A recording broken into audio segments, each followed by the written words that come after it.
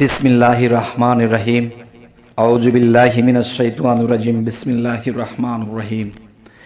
হে জগৎবাসী, আজকের আলোচনাটা একটু গুরুত্বপূর্ণ হবে, যদি একটু খেয়াল করে শোনেন। ইনশাআল্লাহ আমরা জগতে চলতে গিয়ে পদে পদে আমাদের কত বিপদ, পদে পদে কত সমস্যা এসে সামনে দাঁড়ায়। তখন আল্লাহ বলেছে যে এই পদে পদে বিপদ থেকে বাঁচার জন্যে আমি অনেক সুবিধা তোমাদের জন্য রেখেছি, কিন্তু তোমরা সেই সুবিধা নাও না। তাই আজ সেই সুবিধা সম্পর্কে আলোচনা করব ইনশাআল্লাহ। সেই বিষয়টি হলো, ধরেন আপনি চিন্তা ভাবনা করেছেন আপনার মেয়েটাকে আপনি বিয়ে দিবেন, তবে ছোটবেলা থেকে একটা মেয়েকে বড় করে বিয়ে দেওয়ার জন্য এটা একটা ফরজ হয়ে দাঁড়ায়, বাবা মার একটা বিশাল দায়িত্ব হয়ে দাঁড়ায়।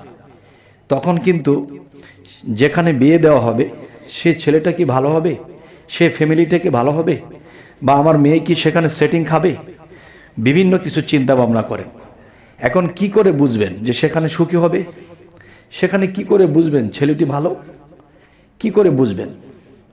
তখন দেখা যায় কি, যে সকালে যখন ঘুম থেকে উঠবেন, ঘুম থেকে ওঠার পরে যেমন আগের দিন চিন্তা ভাবনা করা হয়েছে যে আমরা যাব ছেলের বাড়িতে বা ওখানে কথাবার্তা বলতে যাব, ঘুম থেকে উঠবেন। ঘুম থেকে ওঠার পরে তখন কি করবেন? ঘুম থেকে ওঠার পরে যেমন 3 বার ফাতেহা, 3 বার ইখলাস, 1 বার ফালাক, 1 বার নাস, এটা পরে আপনারা নিজের বুকে ফু দিবেন।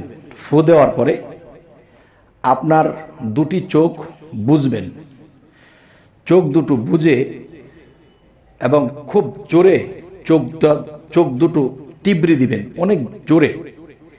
তখন টিবরি দেওয়ার পরে নর্মাল করবেন, কিন্তু চাবেন না। তখন ওখান থেকে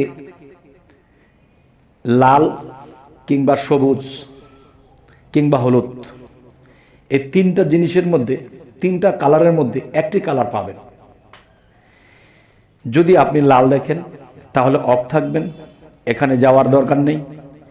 যদি আপনি দেখেন হলুদ, তাহলে এখানে সংকেত আছে, বেশি একটা সুবিধা নয়।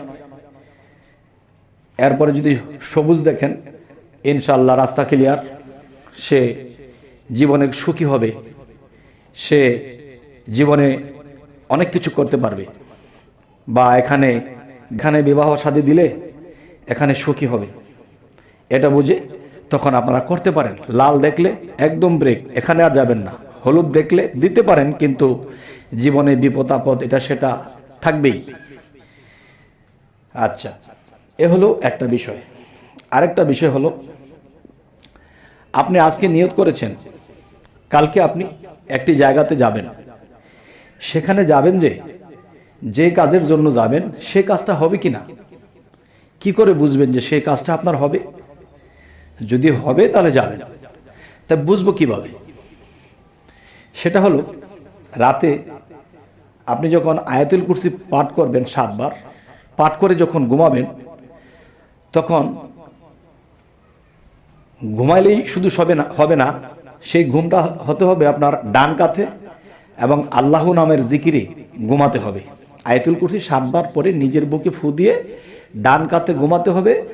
আল্লাহ নামের জিকির করতে করতে ঘুম আসবে। সেই রাত্রে আপনি যদি স্বপ্ন দেখেন যে অনেক ভেজাল, অনেক বিপদ, অনেক সমস্যা, অনেক ভেজালে পড়তেছেন আপনি স্বপ্নের মাধ্যমে, তখন আপনি মনে করতে হবে আপনি যে কাজে যাবেন সেই কাজটি সাফল্য লাভ করবেন। আর যদি মনে করেন যে না, আমি দেখেছি আমাকে মানুষ আপ্যায়ন করতেছে, সম্মান দিচ্ছে, মানুষ আমাকে ভালোবাসতেছে, মানুষ আমাকে ডাকছে, আদর করছে, সেই দিন ঘুম থেকে ওঠার পরে যখন ভাবলেন যে আমি তো দেখেছি ভালো কিছু, তখন সেই দিন আর এই কাজে যাবেন না। কারণ আপনি যে কাজে যাবেন আপনি লাঞ্ছিত বঞ্চিত হয়ে ফিরবেন।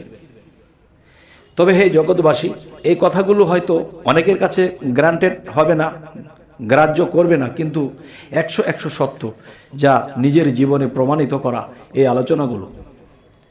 আচ্ছা, তাহলে জীবন চলার পথে আমাদের কিভাবে বুঝবো যে কালকে এই কাজটা আমার শুভ হবে না অশুভ হবে? যদি শুভ হয় তো আলহামদুলিল্লাহ, আর অশুভ হলে আমি করব কেন?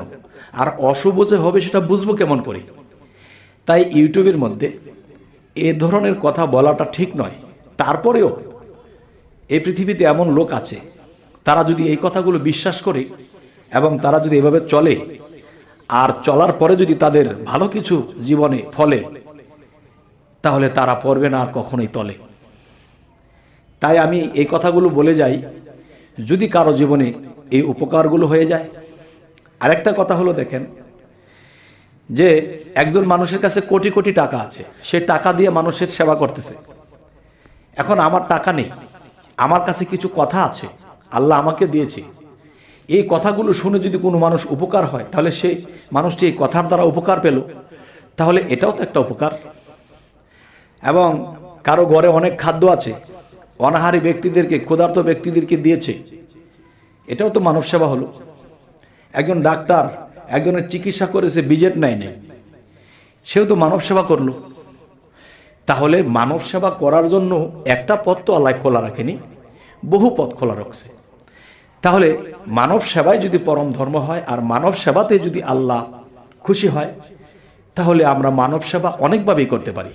তাহলে আজকে ইউটিউবে আপনাদের সাথে যে আলোচনাগুলো করছি, আর এই আলোচনাগুলো যদি কারো মাথায় রাখে এবং এভাবে চলে, সে যদি ভালো ফল ফলে তাহলে সে লাভবান হলো। এবং আমি যে বলেছি, তাই আমিও আমার উছিলায় তিনিও সেবা পেল, আর আমিও আল্লাহকে বলতে পারবো যে হে আল্লাহ, তোমার এই বান্দাদেরকে আমার কিছু কথার উছিলায় তুমি তাদের উপকার করেছ। তখন আমিও তো সেই লোকেদের কাছে বিশ্বস্ত এবং একজন ভালোবাসার মানুষ হতে পারি, একজন সম্মানী ব্যক্তি হতে পারি। তবে আরও একটি বিষয় আমি বলে রাখবো, সেটি হলো কি, যে আল্লাহ নামের যে কিছু বিষয়, যে 99টা নামের মধ্যে যে কিছু কিছু বিষয় আছে, যে জগতে চলার পথে আপনি যদি মনে করেন যে অনেক কঠোর লোক আমার সামনে পড়ে যায়, এই লোকগুলো খুব কঠিন, এগুলো আমাকে প্রশ্রয় দেয় না বা আমার সাহায্য সহযোগিতা করে না, তাহলে একটা কাজ করবেন। ঘর থেকে যখন বের হবেন, তখন 41 বার ইয়া আজিজু ইয়া আজিজু ইয়া আজিজু এই নামটি জপনা করে 41 বার জপনা করে ঘর থেকে বের হয়ে যাবে। তখন কি হবে জানেন? যারা আপনার প্রতি কঠোর হয়েছিল বা গেলে আপনাকে ধমক দেবে বা আপনাকে গুরুত্ব দেবে না, এমন লোক যদি কেউ থেকে থাকে, তাহলে এই নামে ওই ব্যক্তিরা যখন আপনার দিকে তাকাবে, তখন কি হবে? তাদের ভিতরে একটা আজিজু কাজ করবে, দয়া কাজ করবে। আর এই দয়াটা কি? আল্লাহর নাম থেকে সেই দয়াটা তার ভিতরে প্রবেশ করেছে এবং সেখান থেকে আপনার উপরে দয়া নিক্ষেপ করা হয়েছে। সুবহানাল্লাহ। তখন কি হলো? তখন দেখা যায় যে এই নামের গুণে দেখবেন যে যারা আপনাকে দূর দূর করে, যারা আপনাকে দেখতে পারে না, যারা আপনার কাছে কঠিন হয়ে আছে, তারা একেবারে নরম হৃদয় হয়ে গেছে, আপনাকে আপ্যায়ন করতে শুরু করেছে, আপনাকে ভালোবাসতে শুরু করেছে, আপনাকে দয়া করতে শুরু করেছে। তখন দুটো চোখের পানি ফেলে দিয়ে আল্লাহকে বলবেন যে হে আল্লাহ, তুমি যে এত দয়াবান, তোমার নামের মধ্যে এত শক্তি তুমি দিয়ে রেখেছ। আমি ঘর থেকে জপনা করে এসেছি, এসে দেখি এই লোকটা এত কঠিন, সেই লোকটা নরম হৃদয় হয়ে আমাকে ডাকে, এনে আমাকে খাওয়ালো, আমাকে মাথায় হাত বোলালো। তোমার নামের এত ক্ষমতা।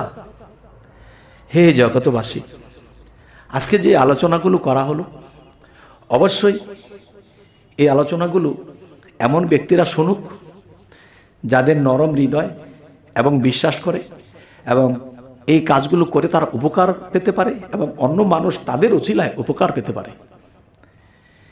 তো আমাদের এই চ্যানেলের আলোচনা যদি আপনাদের ভালো লাগে, তো অবশ্যই সাবস্ক্রাইব করে রাখুন, পরবর্তীতে যেন আলোচনা আপনাদের কাছে পৌঁছে যায়।